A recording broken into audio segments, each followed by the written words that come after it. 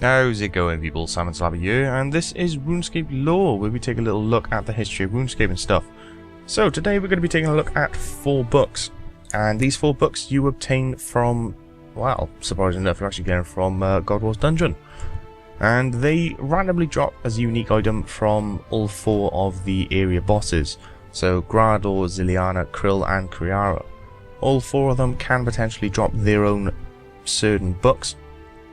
And I'm going to go through them for you, because maybe you haven't even seen them before, they haven't dropped. Or maybe you just want to actually remember what they say. Either way, here we go then. So we're starting off with Razali's Tale. And this is the book that gets dropped by Krill Sutzeroth in the Zamorak region. So let's get into it. I've been asked to make many things. 12 hands Razali has, and they work like needles, weaving strands of magic. Craftsmen and blacksmiths will make your armour for bone, or swords from metal, but nothing compares to the work of Razali, the demon tailor. My strangest request ever? It came from the new god, the one called Zamorak. He came to me in the infernal dimensions. My mages claim that they are loyal, that they worship, they fawn, shout my praises, yet I couldn't trust one of them with my back turned. The new god was worried. He could only see disloyalty around him. The betrayal of the Empty Lord was no doubt on his mind, and he requested a very special set of robes. Powerful, some of the strongest I would ever make. But he asked me to infuse them with cruelty. So Razali did, and was paid handsomely. I kept my ears to the ground, eager for the news about the robes, out of professional pride. Some years later, a demon returned to the infernal dimensions. He told me that the new god had bestowed the robes on the mages of his inner circle. They were presented as a great gift.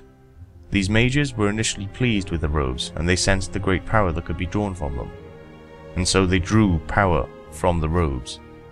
They did it to overthrow their god.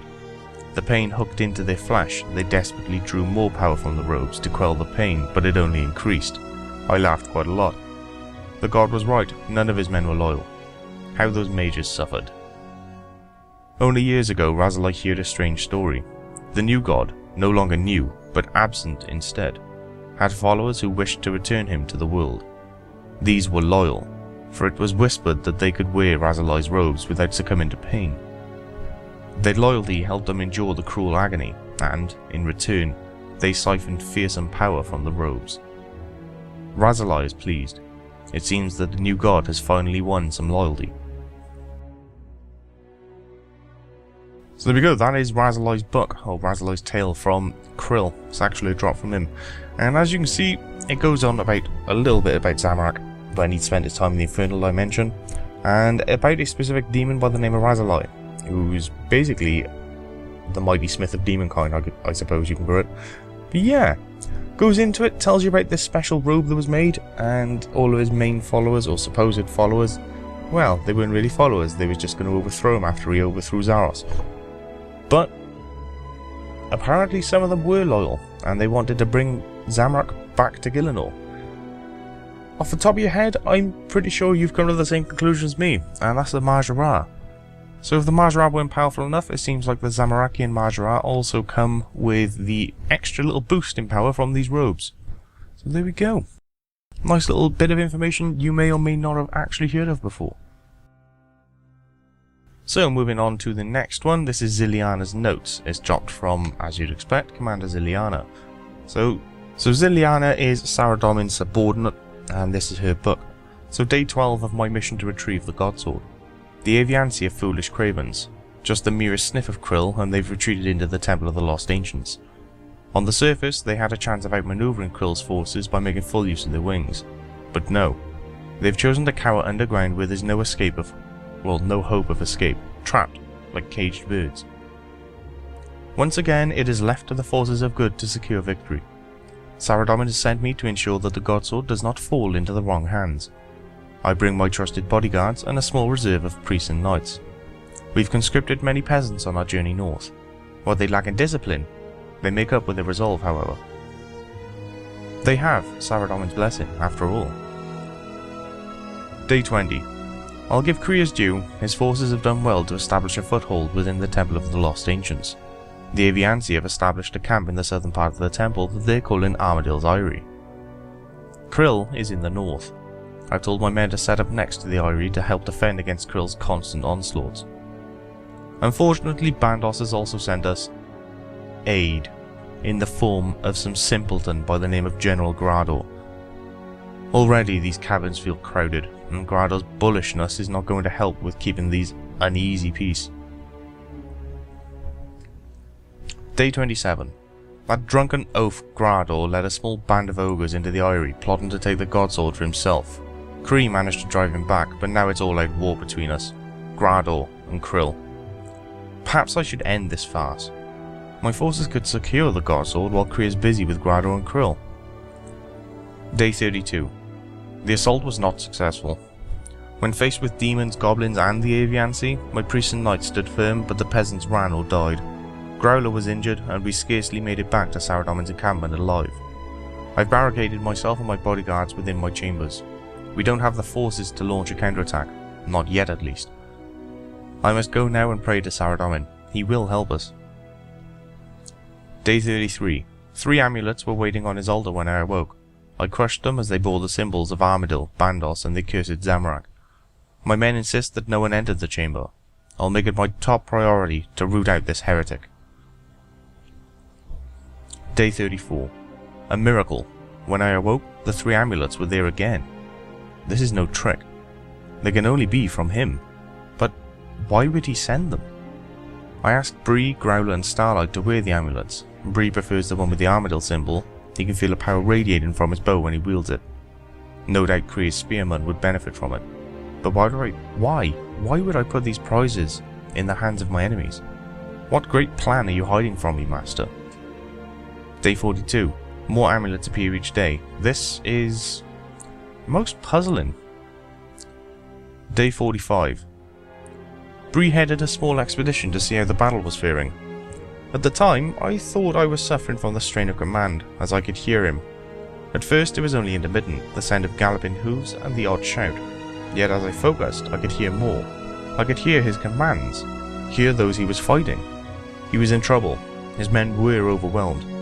It occurred to me that he was wearing the amulet, that this was its power. I willed Bree to return, muttering it over and over. Within the hour, he was back at the encampment. He said he felt like I was calling for him. Day 62. I prayed for salvation, and Saradomin has indeed delivered it.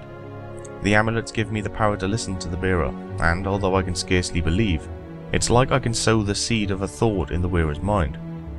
It's only a subtle influence, nothing more than a whisper, a murmur or a hiss, but it is there. With the amulets around my enemies' necks, their strategies will be laid bare, and I will be able to play on their doubts. Saradomin has had the foresight to make these amulets attractive to our enemies. They bear icons that appeal to their pride and false faith. I only need to trick my enemies into accepting them. I must make them think that they've been hard won so that they'll slip them around their necks willingly.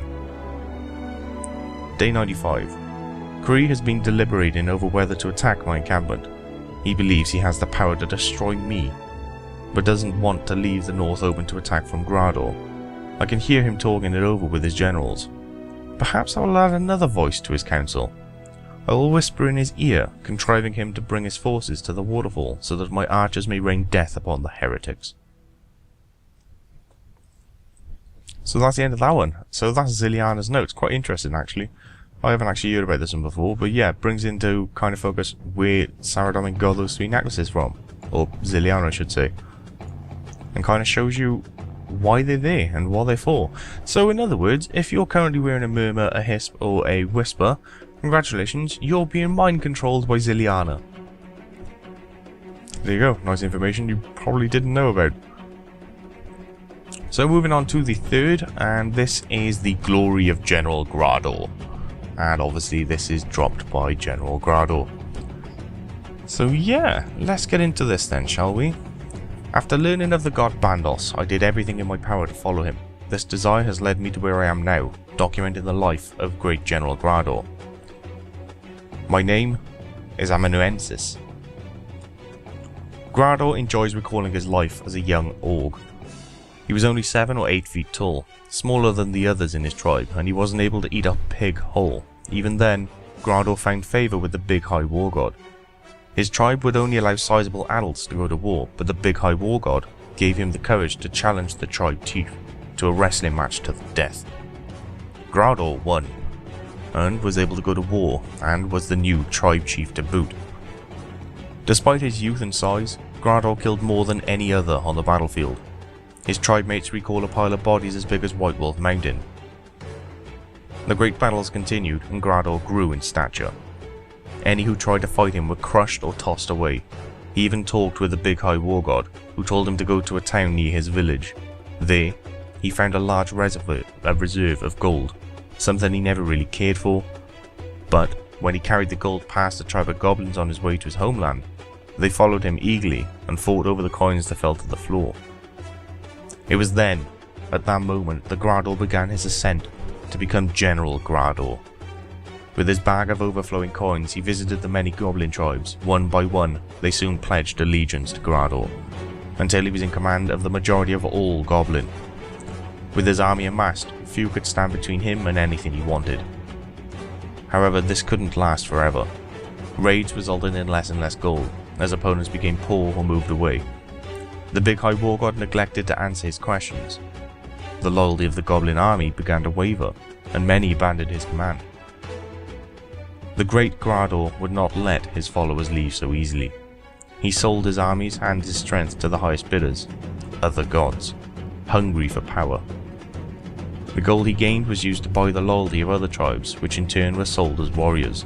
Success did not make Graardor happy. However, the voice of the Big High War God still did not come to him. The question ate at Graardor. Had the Big High War God himself abandoned him? Perhaps the Big High War God had only shown Graardor as much as was needed. Perhaps he would call on Graardor's power once again when the time was right. Graardor had the biggest army and was the most powerful. The Big High War God must have known that Graardor was doing well enough on his own. So that's a bit of a story of General Graardor. Not a lot of info there, but interesting nonetheless. It basically kind of compounds the fact that, well, Graardor kind of outgrew and annoyed Bandos to some extent. Because Bandos, if you don't know the history on it, I've got a lore on Bandos somewhere on the RSLore playlist.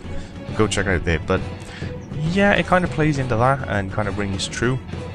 So yeah, it's interesting nonetheless. And last but not least, we have Armadyl, and this is Armadyl's Assault. It's a book that is dropped by, you've probably guessed it, Criara. So let's get into this one then. Criara, the war's gone on too long. I can't recall how many months have passed since we got trapped here.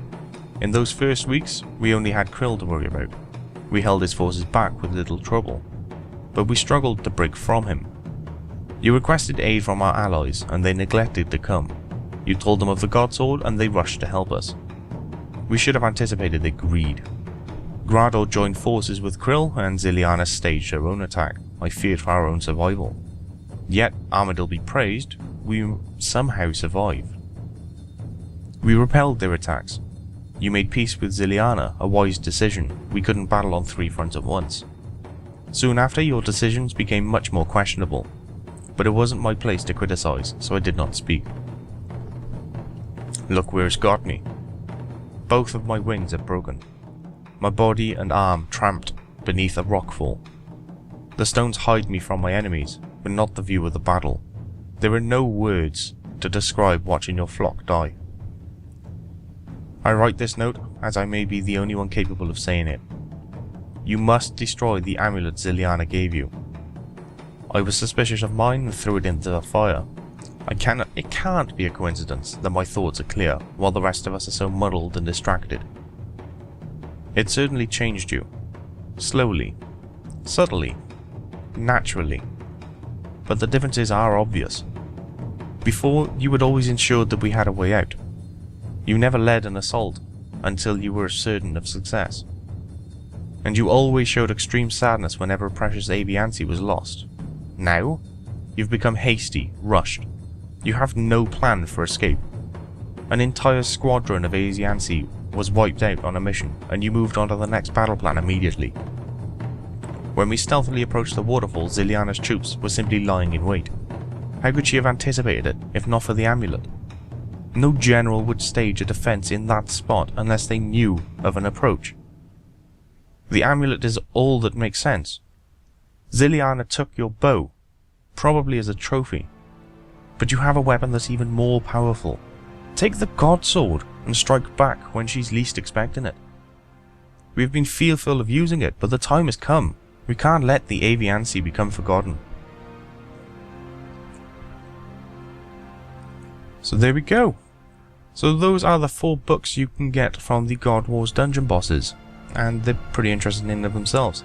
Kind of like the Kriara one. It's not bad. Zilyana's one's most interesting out of the lot, personally. There we go. So yeah, some new lore information if you didn't know about them. All in all, not bad at all. So with that said, that's pretty much it. Tomorrow should be the Iron Man.